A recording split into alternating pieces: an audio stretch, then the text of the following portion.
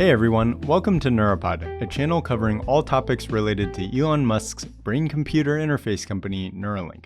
My name is Ryan Tanaka, and in this update episode, we have some great new developments to cover. First, I'll discuss the newly released 3-year plan and product roadmap. This was extremely fun to hear about, which, pun intended, I get numerous questions about tinnitus, sometimes pronounced tinnitus, where you experience a sharp piercing sound or ringing in the ears. The team referenced being able to help cure this condition in 2028. I'll discuss that and the other main highlights from Neuralink's latest summer presentation. Then the team gave us more information on the Blindsight product, particularly that it'll be connected to a pair of glasses. I'll talk about that alongside the fact that Neuralink's approaching a big milestone of actually writing to the brain or stimulating neurons, rather than only reading from the brain. Then, wild as it may seem, I got a response from Mr. Beast on X where he talks about having one of the Neuralink patients in one of his next videos. We'll look at that and plenty more stuff. No need to run through it all now. Hopefully, if you've stuck around till now, you're watching the rest of the video. And it looks like I'm only 10,000 subscribers away from getting the YouTube plaque. So if you want to show your support, please subscribe.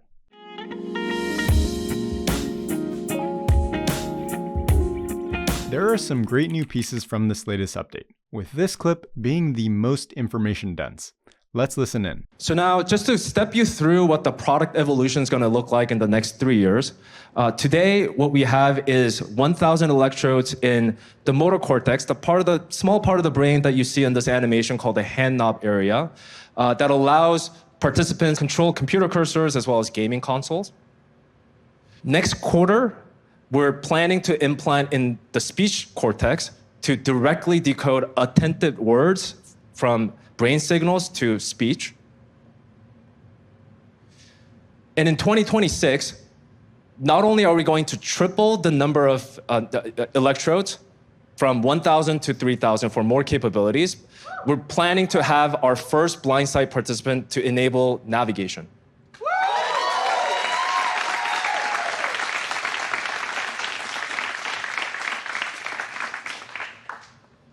And in 2027, we're going to continue increasing channel counts, probably another triple, so 10,000 channels, and also enable, for the first time, multiple implants. So not just one in motor cortex, speech cortex, or visual cortex, but all of the above. And finally, in 2028, our goal is to get to more than 25,000 channels per implant, have multiple of these, have ability to access any part of the brain for psychiatric conditions, pain, dysregulation, and also start to demonstrate what it would be like to actually integrate with AI. I want to again draw attention to this reference to tinnitus, which is by far the condition that I get asked about the most.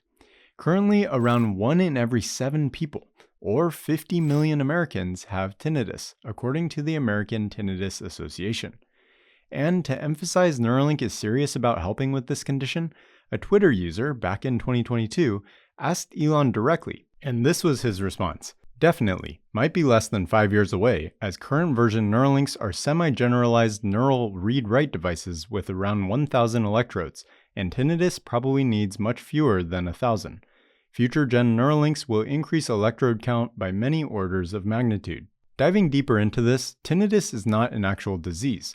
After doing some reading, I've found the brain becomes tricked and wants to produce sound when things are actually silent.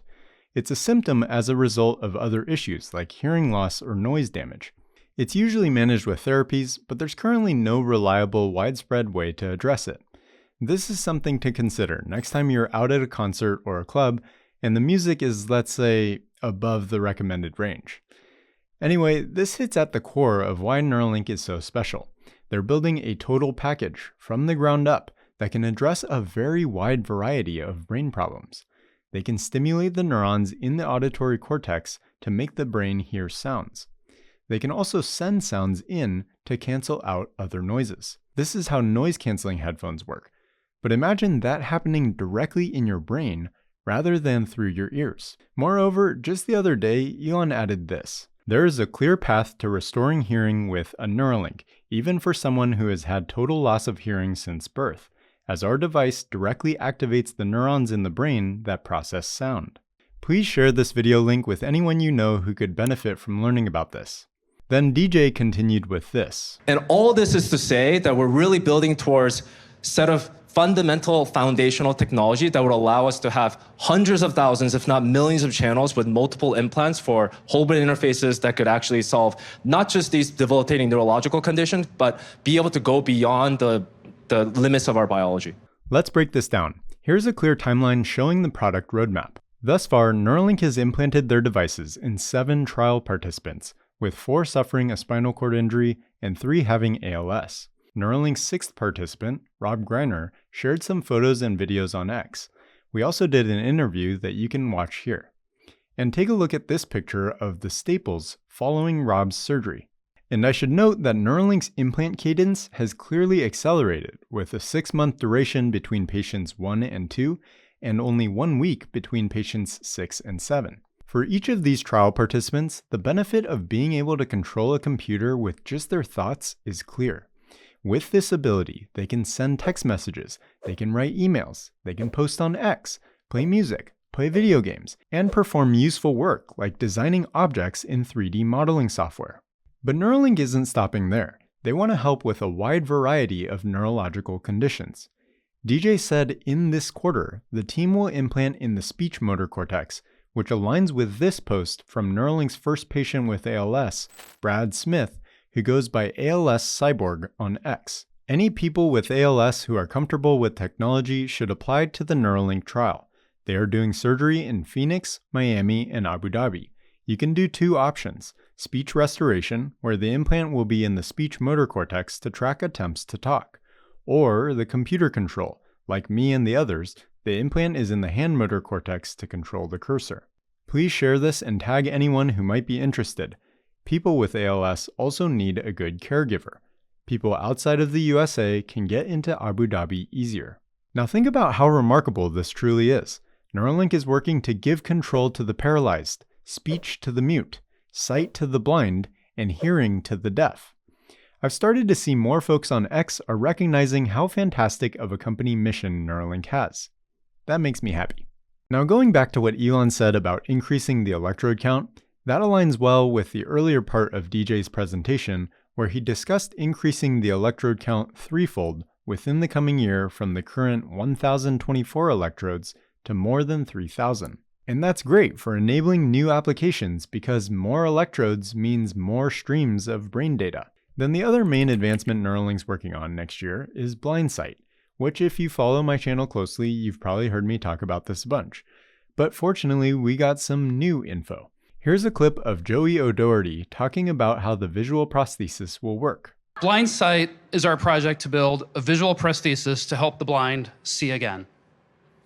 Users would wear a pair of glasses with an embedded camera and receive an implant in their visual cortex. Scenes from the environment are recorded by the camera and processed into patterns of stimulation delivered to the brain, causing visual perception and restoring functionality. Now, Blindsight will be enabled by placing our implant into visual cortex. This is a new brain area for us, and this brings new opportunities and challenges. So the surface of the brain for visual cortex represents just a few degrees of angle in the center of the visual field.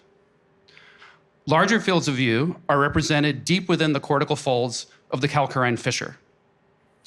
Our threads are able to access these deeper structures, providing the possibility of restoring vision over a functionally useful visual field. So the N1 implant has had experimental stimulation capabilities for quite some time, but our new S2 chip is designed from the ground up for stimulation. It provides over 1,600 channels of electrical stimulation, high dynamic range recording capabilities, and a wide range of microstimulation currents and voltages. We can achieve these capabilities because we are vertically integrated and we designed this custom ASIC in-house. Similarly, we design and fabricate our electrode threads in-house. And here you can see one of our standard threads designed for recording in an electron micrograph. For Blindsight, our requirements are a little different. And our vertical integration allows us to rapidly iterate on the design and manufacturing of these threads for this new purpose. So here, I'm using red arrows to highlight the electrode contacts, which are optimized for stimulation.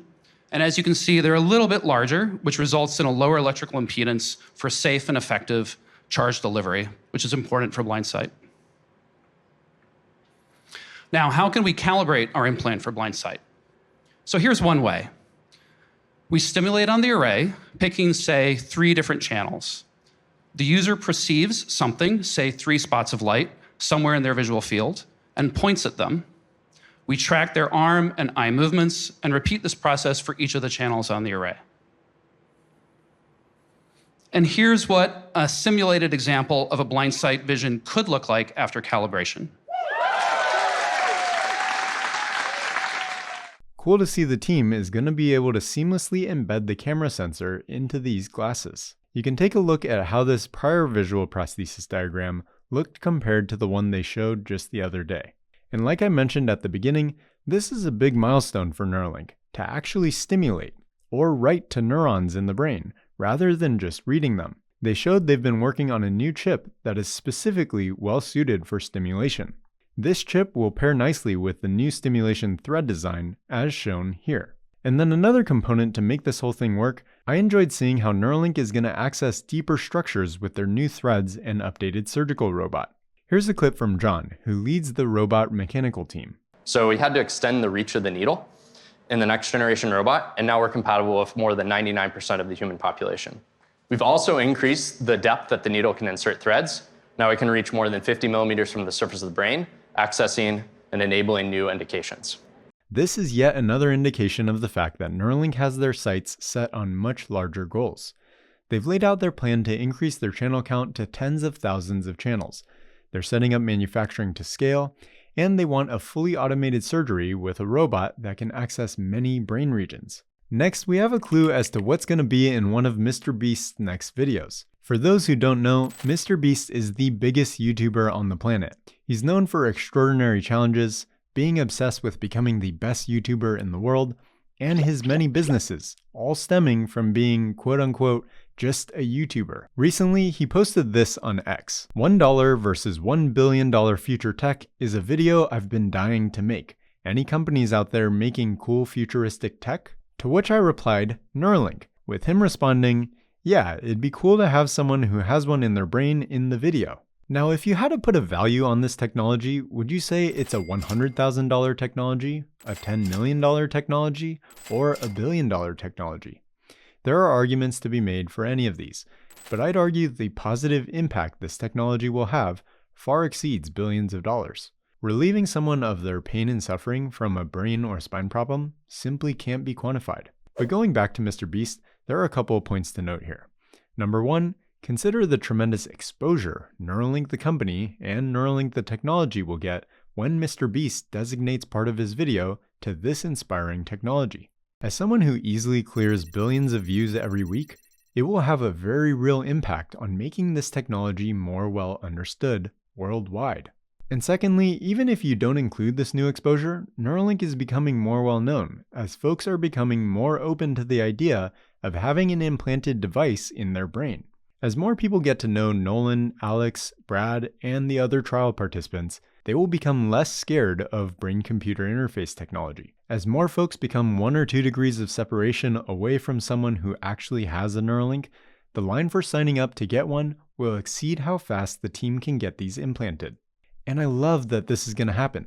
Both Mr. Beast and Elon want the best for humanity, as demonstrated by their track record. And this is a great way for them to indirectly collaborate. Remember Mr. Beast's videos about curing blindness and deafness in 1,000 people each?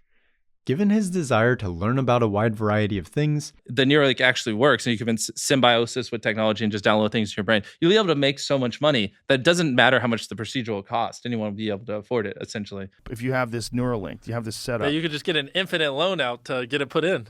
And his prior mentions of Neuralink on multiple podcasts, it would not surprise me if he thought about those videos because of first hearing Neuralink's goals. Listen to this clip from Alex Wang, the founder of Scale AI, who became the world's youngest billionaire at age 24 and is now leading AI at Meta. I want to wait to have kids until we figure out how Neuralink or other, it's called brain-computer interfaces, so other ways for brains to interlink with a computer until they start working. So there's a few reasons for this. First is, in your first 7 years of life, your brain is more neuroplastic than at any other point in your life, by an order of magnitude. So there have been examples where, for example, if a kid is born, you have a newborn that has, let's say they have cataracts in their eyes, so they can't see through the cataracts, and then they live their first 7 years of their life with those cataracts, and then you have them removed when they're 8 or 9. Then even with those removed, they're not going to learn how to see, because it's so important in those first 7 years of your development that you're able to see, that your brain can learn how to read the signals coming off of your eyes. If you don't have that until you're 8 or 9, then you won't learn how to see.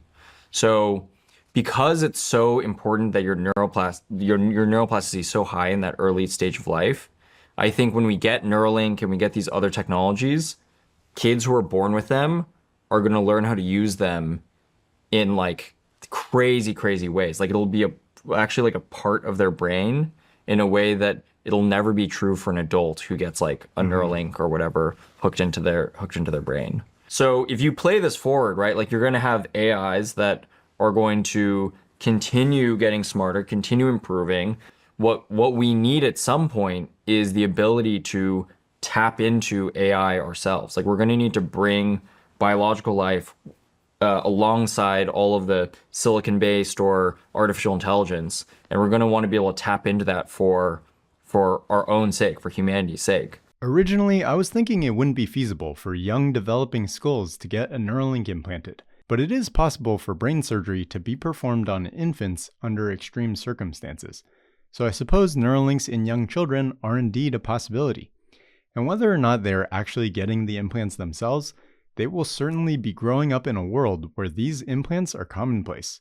They won't know a world without them, and therefore they will grow up with a new definition of what it means to be human. The AI revolution is happening in full force, and the next follow-on waves are about to be robotics and brain-computer interfaces.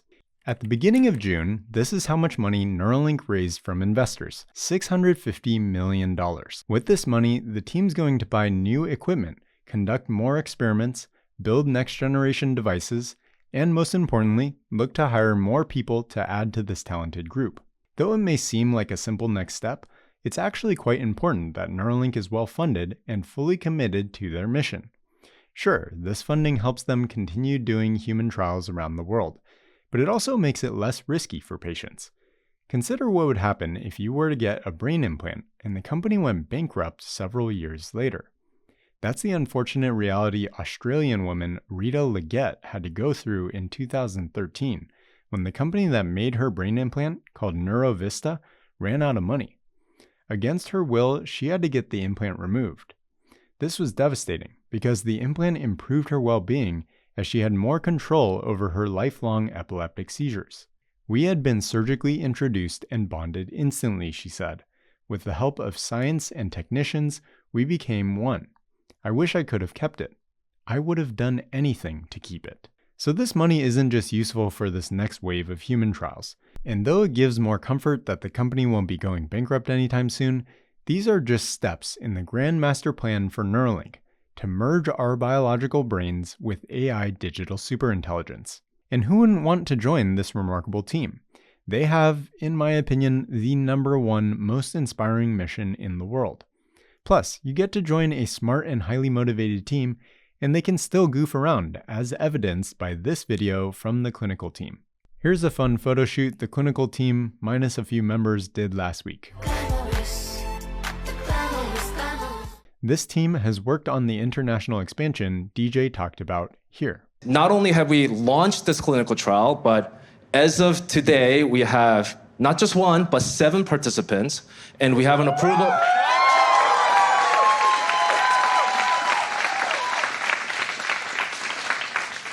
And we also have an approval to launch this trial in Canada, UK, and the UAE.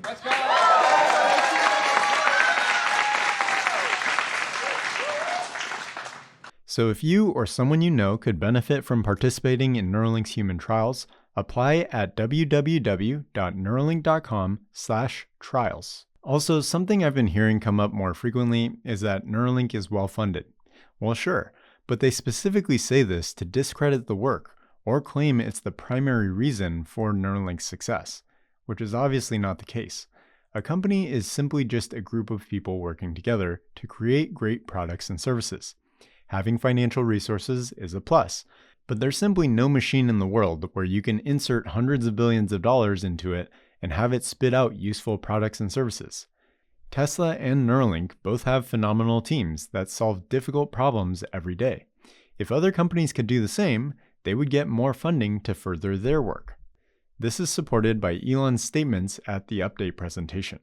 So this is not a presentation to raise money or anything like that. We're actually, very well funded. We have a lot of great investors. Some of the smartest people in the world are invested in Neuralink. But we need smart humans to come here and help solve this problem. So the funding is useful, sure, but it's not the primary reason for Neuralink's success. It's the team, and the team is still relatively small at 300 employees, as told directly from DJ on X. Tesla, for comparison, has over 100,000. If you want to make a real impact on bringing this technology to the masses, apply to one of these teams at www.neuralink.com/careers. There are many more developments with the surgical robot, chip design, and more that I'll share in future episodes. So again, please subscribe and check out this video to learn more about how Neuralink works. Thanks for watching.